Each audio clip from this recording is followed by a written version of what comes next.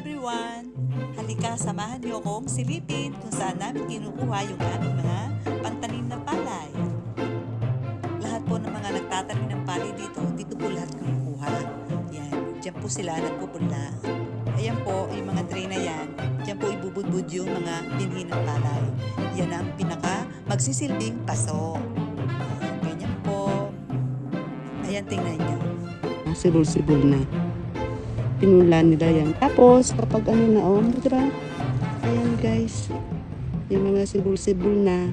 Kapag siya talaga nagsibol na, ayan, nilalagay ko nila yan dyan sa loob ng vinyl house para palakihin. Then, pinubunda yung mga panatanim ng palay. Kaya nag-iit pa siya.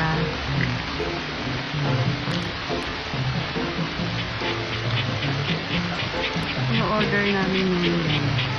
Kunin na lang ho dyan. I-deliver sa bahay. Ay, hindi. Dito na kami. Maliliit pa siya. Kasi hindi pa taniman. Malamig pa po ang panahon. Kaya hindi pa pwede magtanim. Kaya dyan mo siya pinalalaki. Diba? Diyan nila pinapalaki. Ang dami niyan guys. Dito sa Hakuba, yan, dito lahat kinukuha. Pero yung iba ko, nagbibigay sila ng sarili nila. Yan. Kita niyo, yung dami. Puro mga palay yun. Ito medyo malaki-laki na yata ito na andito. Oo nga. Kaya hindi na siya nagbibigyan, medyo malaki na. Di ba mahaba-haba na rin siya? Kesa doon sa kanina.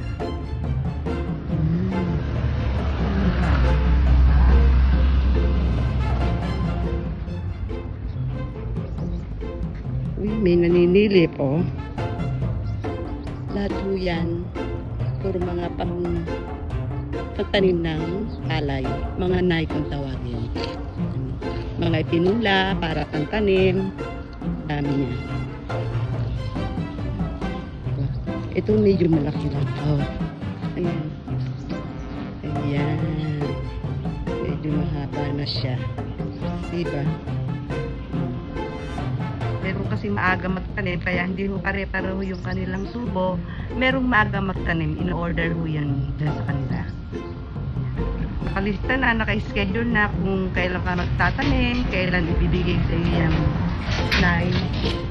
Kami, ano pa kami Mga last week ng May.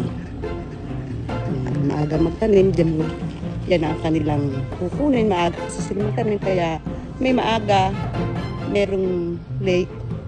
Depende ho, kaya in-schedule na ho yan kung kailan ka magtatanim para alam nila kung kailan nila ipupunda. Yung amin po, naka-schedule na, kaya waiting na lang. Thanks for watching. Follow and share.